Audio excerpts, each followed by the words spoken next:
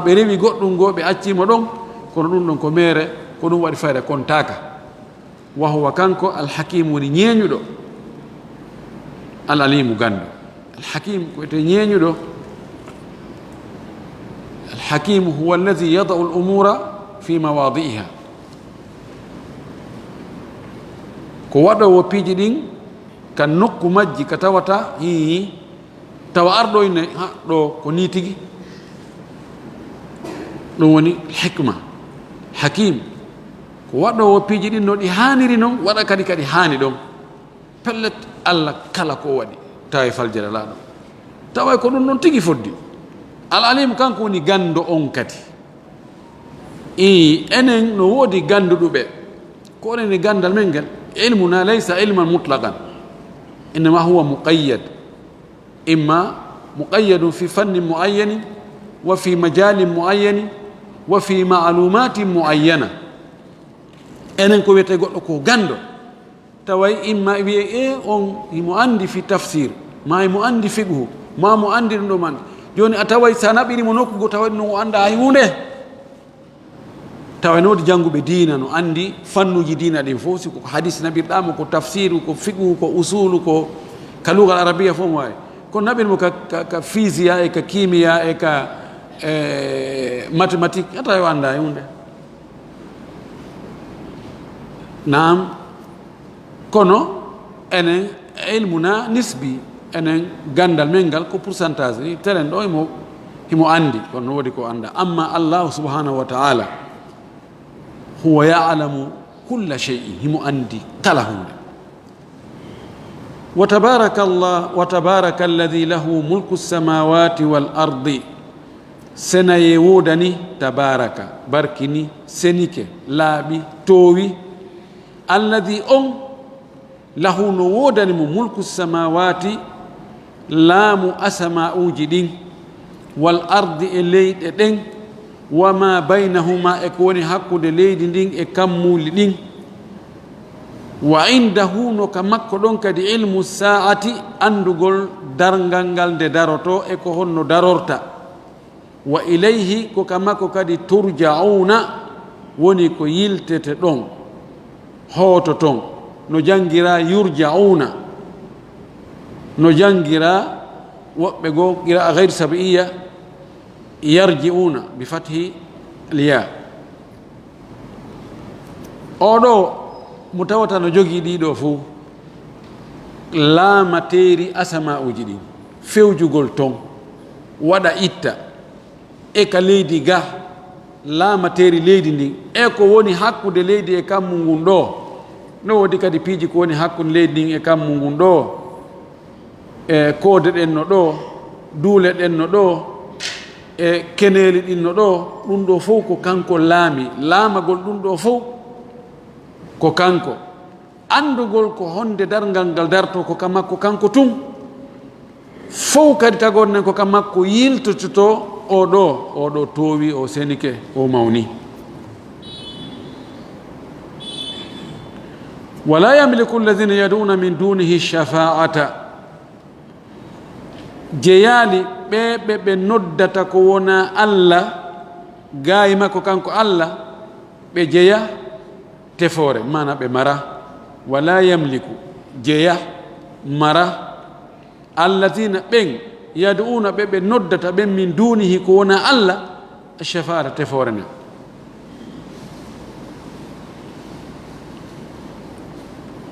heewɓe wonɓe e rewde goɗɗum ko wona allah ko ɓargal ɓe woni e ɗaɓɓude fi hewtoygol ka ɓe faala ɗon ko ƴangal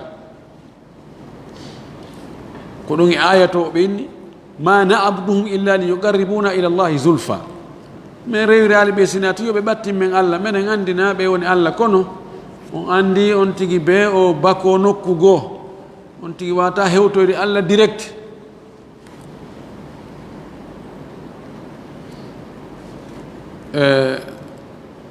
ko taalilaati ji jokkuɓe ɓen menen on andi menen min anda allah moƴƴi haray menen joni ko be min nanga e anduɓe allah ɓen tigi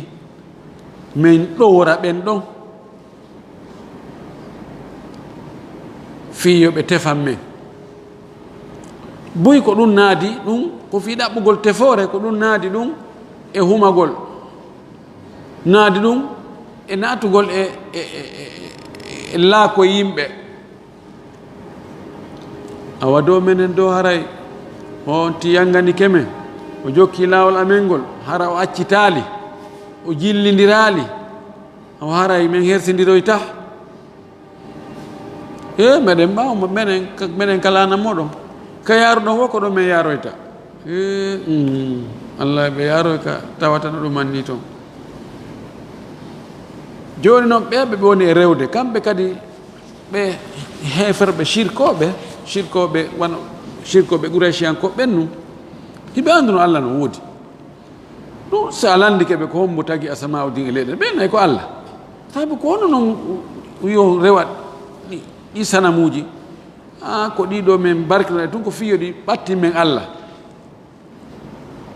fi yoɗi tefu ɓattingol allah ko fi ɗi tefano men yeeso allah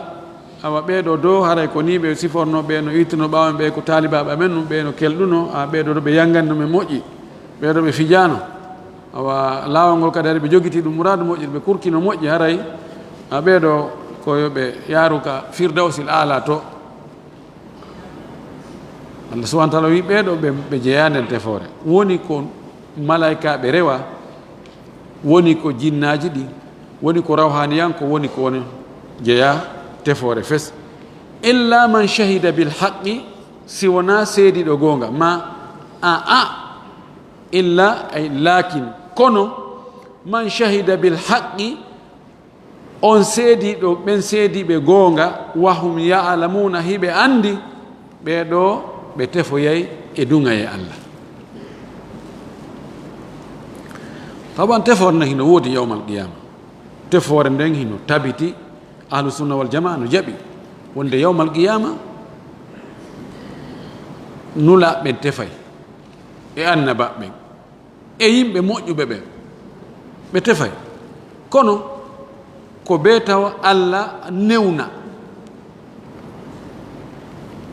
o jaɓa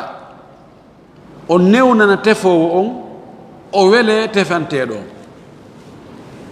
an tefankarijo an ka tefankarijo ko noon to yaltoya to wakkito doloke muɗen awa allah oɗo dow haray ɓeɗo ko talibaɓe amen haray ɓeɗo ɓe tawatno darsuji amen ɗin haray oɗo koye wattumo e ɓeeɗa ala toon dey wiɗo wala yamliku alladina jeyaali ɓen yad'una ɓe noddata min dunihi ko wona allah alshafat tefoore ɓe jeeya tefoore nden illa man shahida bilhaqi si wona se ƴetti wonde ɗo ko illa si wona no wiya illa oɗo man lakin illa si wona man shahida bilhaqi on seediɗo goonga haqqu ko fanda ɗo ko kalimatu tawhid no abdoulah ibnu abbas wi noon ko fanda ɗo ko la ilaha illa allah on woni ɗo wo alhaq goonga woɓɓe inni ko l'islam on ko gootum so wona seediɗo naati ka l'islam timmini tawhidi on wahum tawa kamɓe ya'lamuna hiɓe andi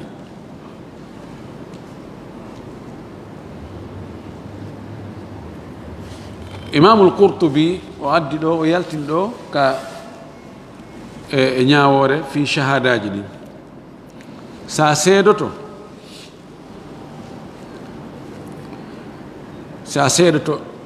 inna hunde kaari waɗi hunde kaari ma ko hunde kaari waɗi hunde kaari ma kaari no jogani kaari ma ko kaari waɗi kaari hunde kaari yo taw hara ɗa jogii gandal en ɗa andi heɓugol ilmu ko wiyete gandal kon ko imma bi ruya yi'ugol sa yi'i no wawi an a heɓi gandal puisque mi yi'u no wawi hara ko sama ko nanugol si tawi noon a nanu no wawi hara ko hito ngon nanuɗa no wawi hara ko habar ar hewtuma kono ndeyɗa seedo yo taw hara koko annduɗa seediɗa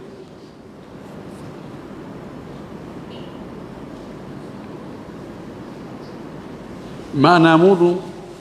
ɓeɗo gomɗinɓe gomɗini seediti goonga e hoore hiɓe andi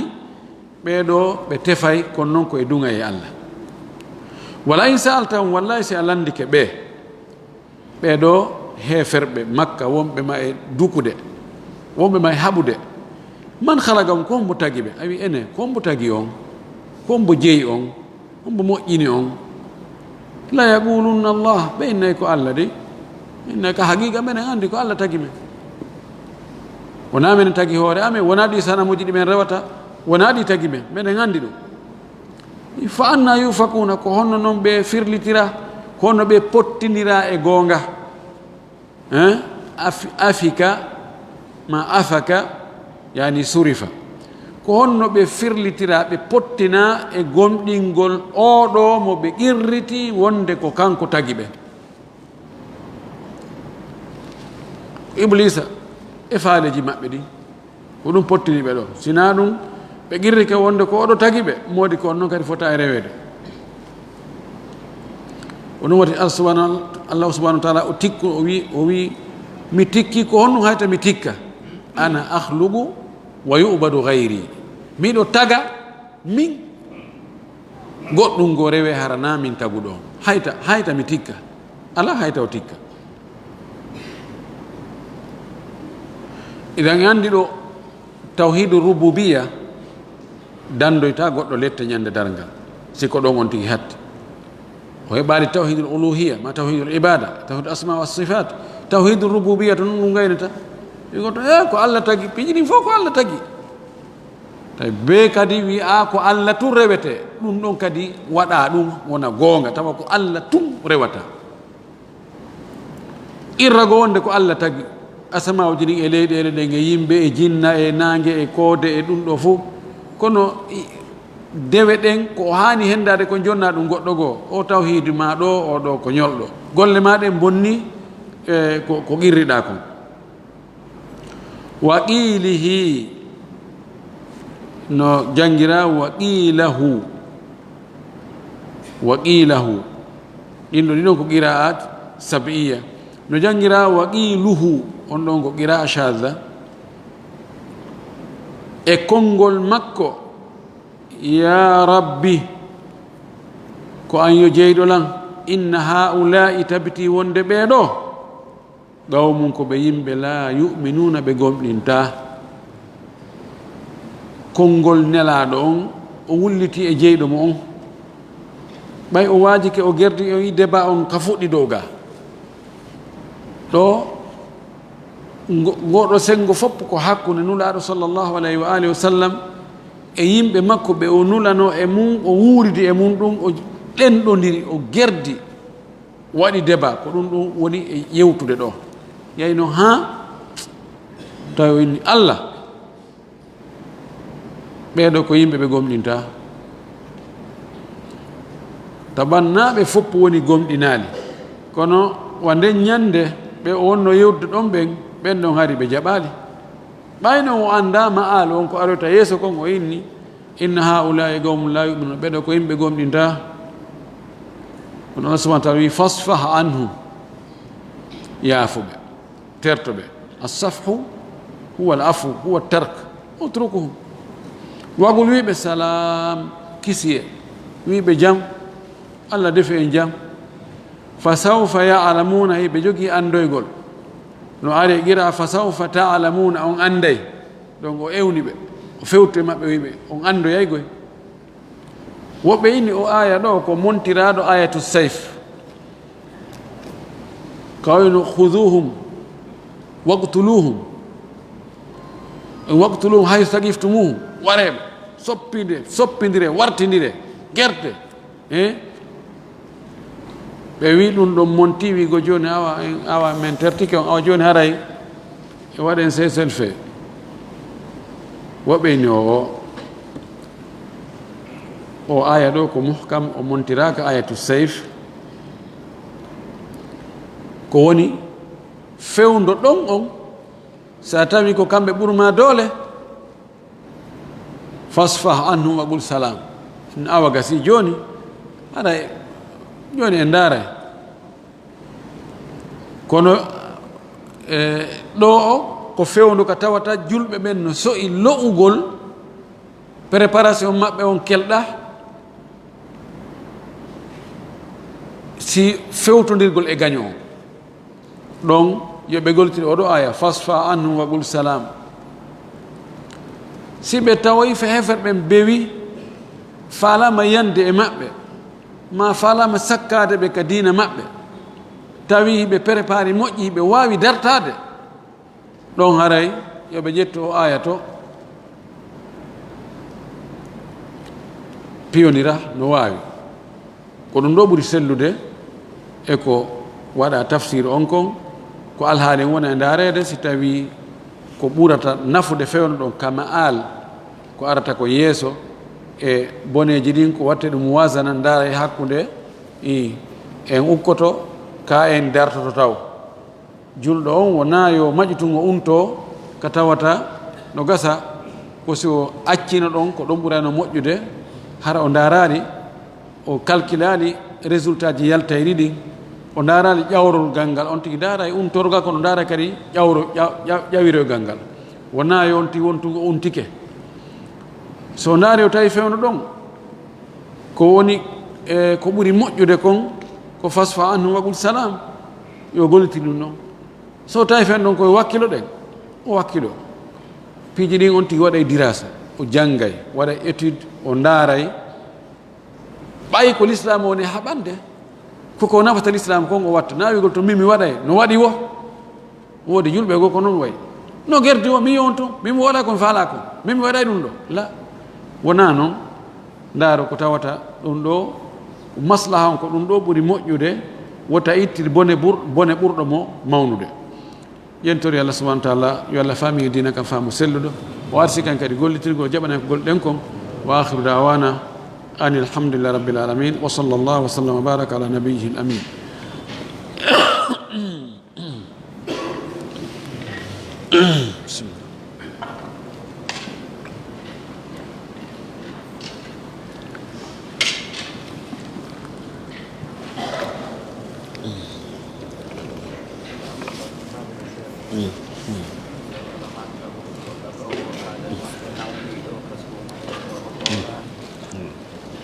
نعم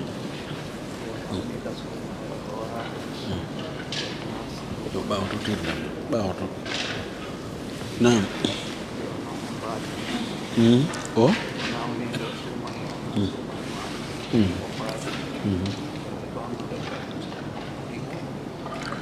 ko tañinanoɗo ndikkay ka ko taƴananoɗo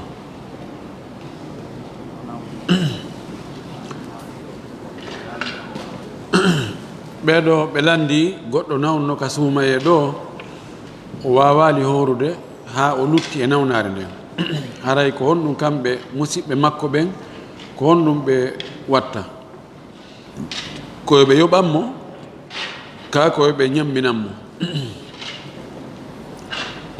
joni ñande mi jaabino landal faljere muɗum seeɗa sen waɗi farɗa si tawi nawnare nden haari ɓe taƴike ndikkugol fes andi taƴanaɗo ndikkugol nawnare oɗo ko hani ko ñamminde oɗo habbaki yoɓugol oɗo haray ñammigol ngono ka zimmano ka dande makko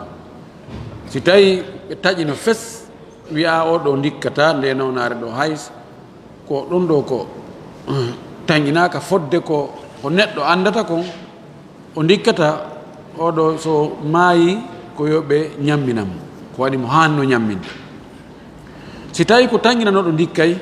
na ɗo nawnare ɗo nde ɗo ko ndikkayde yimɓe ɓuri nawni sifaɗe nawnaje ɗo ɓe ndikki kono jakka ko ladial ari o maayi ado o ndikkude o wawa yoɓude oɗo o ñamminantake o yoɓantake no ɓaɗodiri sen ono kono no serti no ɓaɗodiri kono no serti nam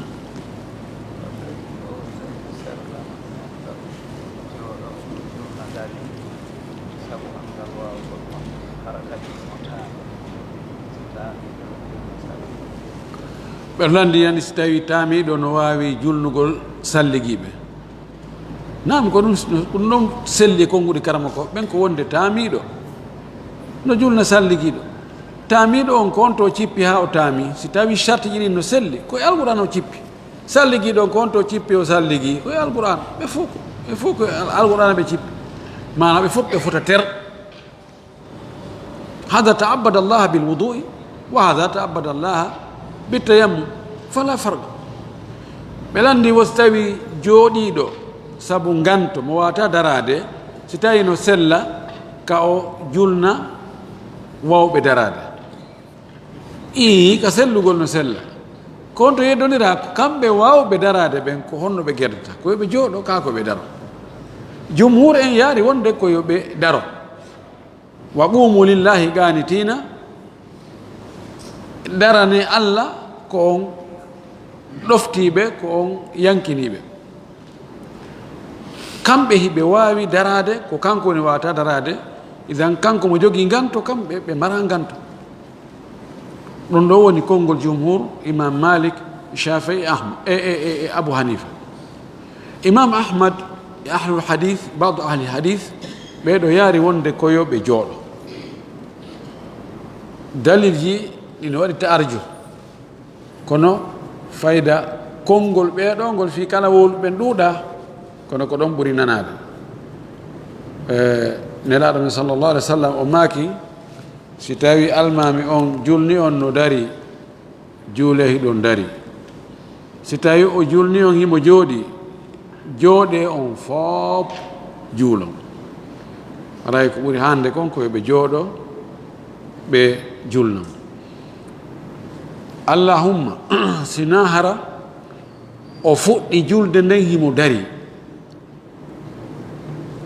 o yahoya noon o heɓa nganto wawugol daragol o jooɗo ka hakkude julde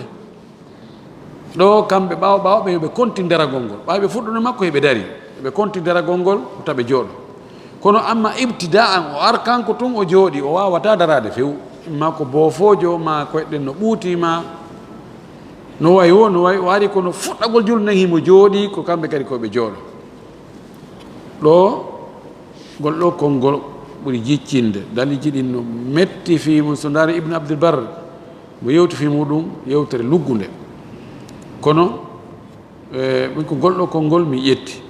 kono ko ɓuri moƴƴude kon si tawi no woodi wawɗo darade julnaɓe kanko jooɗiɗo on yo wonu ɓaawo ɓaawojo fi yo yalto e ngari yeddodiral ɗon wa billahi tawfiq tamari ɗo tan ɗo ko sonnajo wi yaha fayɓe muɗum no haɓide mawdi muɗum e serti kanko sonnajo yaha fayɓe jonno ɗon mo yaha fayɓe mum yalti ka dewgal muɗum arti ka mafion o noddi suka jombuɗo yaha fayɓe makko o landimo o inni wo ko honno o probléme o woni o inni wo on ko tippitataka makko o wattimo nen makko o yalli ɗum ɗon noon o jogii ñawore te tawi no hawri ko sonna makko o wi'i o watti ɗum nene makko honno famani ko sonnajo mo yaha fayɓe muɗum haɓide mawdi muɗum arti ka mawdi makko artika mawdi makko kanko sonnajo ka koto muɗum misa waɗa koto makko joni noon sonnajo koto makko on noddi landi mawdi yaha fayɓe muɗum ko honno alhaali maɓɓe o woniri o inni wo kamɓe ɓe waynodiri wo watti sonnajo on konti nene makko oɗon sonnajo noon landi wo ɓayi haray kamɓe ɓe waddina kanko e ɓeymu makko waddi si tawi hawri ñawor nekko wo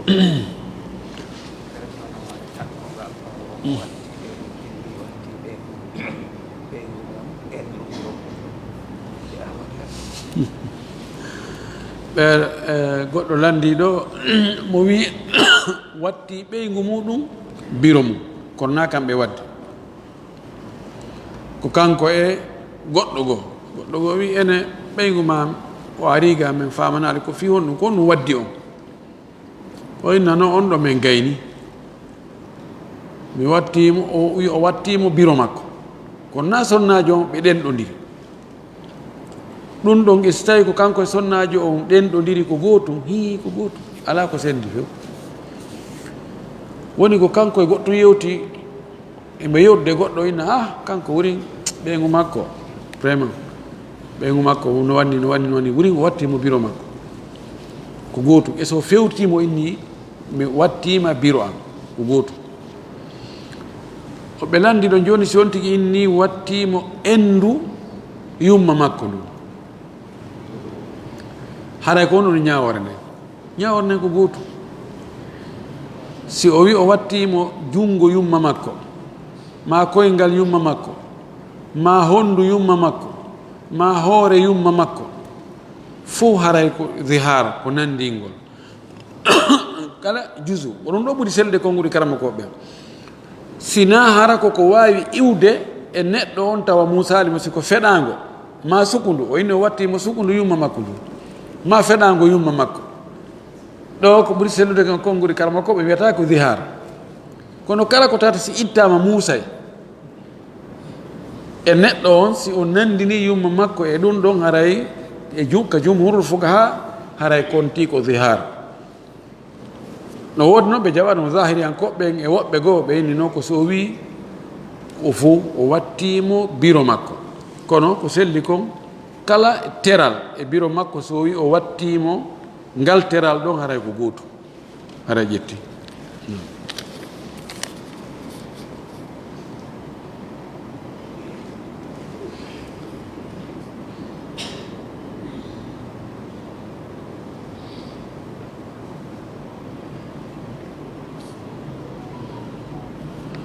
ɓeeɗo ɓe holluto en haray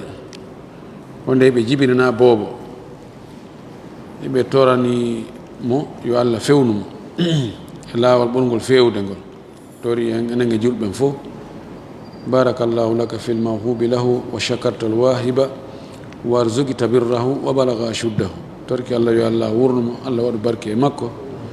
Allah waɗa mo rewo Allah waɗa mo ardiɗo ka diina e ka dawla waɗa mo hulowo Allah اللهم صل على محمد وسلم